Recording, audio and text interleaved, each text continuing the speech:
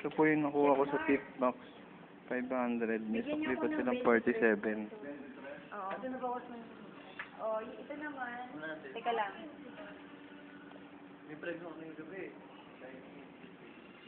Po, napapasayo pa po sa mga sa tip.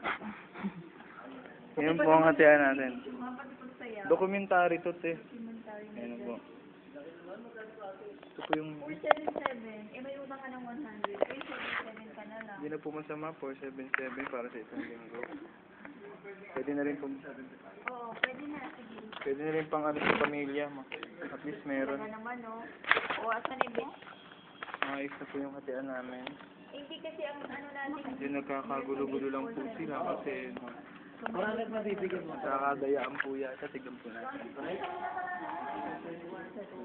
Kulang pa rin kuya eh. Okay lang. Dahil sabihin mo ano, kulang. So ano? Bigyan kita ng 1,000, bigyan mo ko na.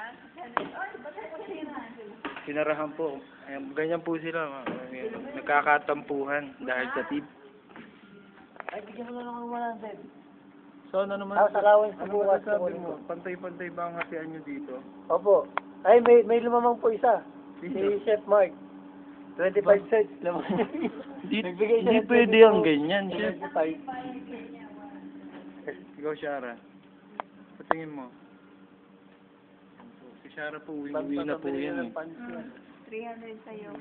May 100 kami kulang sa'yo, ha? Kasi aso, bigyan mo ng 200. So, amin dalawa na lang ni ate. So, 100 kay kuya. Ang naiwan sa tip box natin is Ito na po yung naiwan. Official yan, ha? 2, 3, 4, 5, $6 and hindi ko nabilangin yan. Basta $6. Ayan, sarado mo yun. Sila po nagtatapos. Back.